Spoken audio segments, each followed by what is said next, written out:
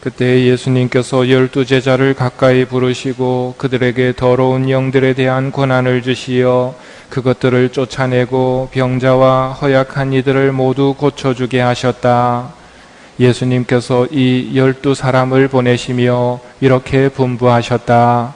다른 민족들에게 가는 길로 가지 말고 사마리아인들의 고을에도 들어가지 마라. 이스라엘 집안에 길 잃은 양들에게 가라. 가서 이렇게 선포하여라. 하늘나라가 가까이 왔다. 어저께 예수님께서 추수할 것은 많은데 일꾼이 적다고, 그래 일꾼을 주인님께 보내달라고 청하여라 하고 말씀하신 다음에 오늘 그 일꾼들 12명을 뽑습니다. 단순히 뽑기만 하는 게 아니라 이들에게 더러운 영들에 대한 권한, 그것들을 쫓아내고 마귀를 쫓아내고 병자와 허약한 사람들을 모두 고쳐줄 수 있는 권한을 뽑은 12명에게 주십니다. 그리고 이 12명에게 가서 이렇게 선포하여라. 하늘나라가 가까이 왔다. 이 사명은 우리들도 세례 때 받았습니다. 그게 예언자직입니다. 예언자직이 뭐냐면 하느님의 말씀을 전해야 되는 게 예언자의 사명인데 우리도 세례 때 예언자직에 참여하거든요. 그래서 여러분들도 하늘나라가 가까이 왔다는 이 선포에 동참하셔야 됩니다. 미사 때 끝날 때 가서 복음을 전하라고 이야기하죠. 그 말이 무슨 말이냐면 여러분들이 받아들인 그 예언자직의 사명을 이제 나가서 선포하십시오 하는 말입니다. 그런데 가서 하늘나라가 가까이 왔다 하고 외치면 사람들이 받아들입니까? 그건 아니거든요. 하늘나라가 가까이 왔다는 것을 선포하는 것은 목소리만으로 선포하는 것은 아닙니다. 더 좋은 선포는 삶으로 보여주는 겁니다. 하늘나라를 알고 살아가는 사람하고 모르고 살아가는 사람의 삶이 달라야 됩니다. 그래서 성당 안 다니는 사람들이 성당 다니는 사람들을 보고 아니 너는 왜 그렇게 사냐고 물어봐야 될 정도로 삶이 달라야 됩니다. 그럼 구체적으로 어떻게 다른 삶을 살아야 복음을 선포하는 삶인가? 독서에 나오는 요셉의 이야기를 통해서 어떻게 살아야 되는지 좀 묵상해 볼까 합니다. 요셉이 이집트로 어떻게 가게 되느냐면 팔려가게 되죠. 형들이 팔았습니다. 얼마 받고 팔렸습니까? 은전 20세겔, 20냥에. 여러분이 만일 인신매매 당해가지고 마늘을 까게 됐다면 마늘 깔 때 열심히 까겠습니까? 대충 까겠습니까? 대충 까면서 무슨 생각하겠습니까? 그런 생각 들겠죠? 그게 성당 안 다니는 사람들의 생각이어야 됩니다. 성당 다니는 사람들은 어떤 삶의 모습을 보여야 되냐면 요셉처럼 일해야 됩니다. 요셉이 팔려간 집이 보디바르 집이지요. 거기에서 어떻게 일했느냐면 보디발이 모든 걸 다 맡길 정도로 보디발이 결정하는 거는 오늘 나 점심 때 뭐 먹을 거고 저녁에 뭐 먹을 거고 이것만 결정했지 나머지는 전부 다 요셉에게 맡길 정도로 일했습니다. 이 말은 가장 큰 계명과 이에 못지않은 계명, 즉 이웃을 자기 몸처럼 사랑하라는 이 두 번째 계명을 실천하는 겁니다. 종으로 사는 게 아니라 보디발이 자기라고 생각하고 남의 일을 하듯이 하는 게 아니라 내 일 하듯이 일을 했던 겁니다. 신세 한탄하지 않았습니다. 형제들 원망하지 않았습니다. 보디발이 집에서 그저 자기 일을 하듯이 그렇게 살았습니다. 그 표정이 밝았겠습니까? 어두웠겠습니까?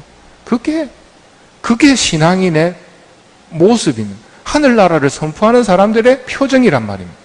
그 자리에까지 올랐을 때는 또 색다른 어려움이 닥쳐옵니다. 보디발의 아내가 날이면 날마다 같이 자자고 유혹을 하는 겁니다. 그때 요셉이 날마다 다가오는 성가신 유혹을 이것은 하느님께 죄가 됩니다 하고 이야기합니다. 세상 사람들이 보면 왜 그렇게 사냐고 물어봤을 겁니다. 그러나 요셉은 이것은 하느님께 죄가 됩니다. 유혹에 빠지지 않았습니다. 유혹에 빠지지 않은 덕분에 무슨 일이 생깁니까? 감옥에 가게 됩니다. 억울한 누명을 쓰고 만일 죄를 지었으면 감옥에 안 갔을 겁니다. 세상 사람들처럼 악과 타협했더라면 요셉은 악과 타협하지 않습니다. 그러는 바람에 감옥 간단 말입니다. 이렇게 억울하게 감옥 가면 표정이 좋겠습니까? 안 좋겠습니까? 근데 요셉은 감옥에 가서도 간수장의 일을 자기 일처럼 합니다. 그래서 간수장의 마음을 완전히 사로잡아 버립니다. 남의 기쁨을 내 것으로 알고 그렇게 살아가는 삶을 요셉은 계속 사는 겁니다. 큰 좌절이 있음에도 불구하고 이렇게 살아서 무슨 소용이 있나 하는 생각이 얼마든지 들 수 있는 상황에서도 그는 포기하지 않습니다. 좌절하지 않고 거기에서, 그 자리에서 하느님의 뜻에 따라서 성실하게 살아갑니다. 간수장이 모든 걸 다 맡겨버립니다. 때마침 파라오의 시중을 들던 술 따르던 시종장하고 빵을 올리던 시종장 오지요. 꿈을 해석해 줍니다. 그리고 제발 가게 되거든. 나를 기억해 달라고. 요셉이 희망을 걸었겠지요. 이제 파라오에게 가서 내 억울함을 이야기해 주면 풀려날 것이다. 2년 동안 이 사람 까맣게 잊어버리고 있습니다. 그 2년이 어쩌면 요셉에게는 또 다른 고통입니다. 그러나 거기에 연연하지 않습니다. 여전히 성실히 살아갑니다.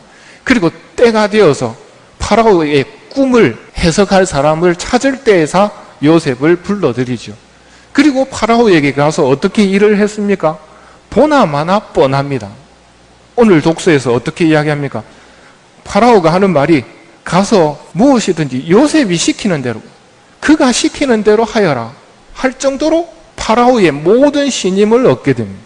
요셉의 이 삶이 오늘 복음에 나오는 하늘나라 가까이 왔다는 것을 알고 하느님 두려운 줄 알고 살아가는 삶입니다. 하늘나라가 가까이 왔다 목소리로 외칠 게 아니라 뭔가 다른 삶을 살아야 됩니다. 1970년대에 그런 말이 있었습니다. 그때는 신자가 별로 없었습니다. 신자가 없었는데 사람 쓸 일이 있으면 성당 다니는 사람 쓰려고 했던 시절이 있었습니다. 왜 그랬느냐 하면 요셉처럼 이랬기 때문에 사람 속이지 않고 사람 눈을 의식하고 사는 게 아니라 그 당시 우리 천주교 선배들은 하느님 눈을 의식하고 살았기 때문에 속이지를 않았습니다. 성실하게 살았습니다. 그래서 사람 구할 일이 있으면 성당에 와서 일할 사람 없느냐고 찾았던 시절이 있다는 말을 들었거든요. 그 시절을 다시 만들려면 우리도 하늘나라가 가까이 왔다, 이것을 말로만이 아니라 행동으로 보여야 합니다. 하느님의 눈을 의식하면서 이것은 하느님께 죄가 됩니다 하는 일은 하지 않는 거죠. 내가 유혹에 빠지지 않았다는 이유로 오히려 더 억울한 일을 당할 때도 그러면 거기에 가서 나는 열심히 살아야지. 감방에 가면 감방에서 열심히 살고 마늘 까야 되면 마늘 까는 데서 열심히 사는 겁니다. 그게 성당 다니는 사람의 특징이어야 됩니다. 하늘나라를 알고 살아가는 사람은 어떤 무엇도 그 사람을 짓밟을 수 없고 포기시킬 수 없고 절망시킬 수 없고 좌절시킬 수 없어야 됩니다. 왜냐하면 어디에도 하느님 아니 계신 곳 없기 때문에 하느님께서 함께 계시다면 그걸로 되는 겁니다. 예수님께서 오늘 제자들에게 가서 하늘나라가 가까이 왔다고 선포하라고 하십니다. 그리고 그 삶이, 구체적인 삶이 어떤 삶이어야 되는지 요셉이 보여주었습니다.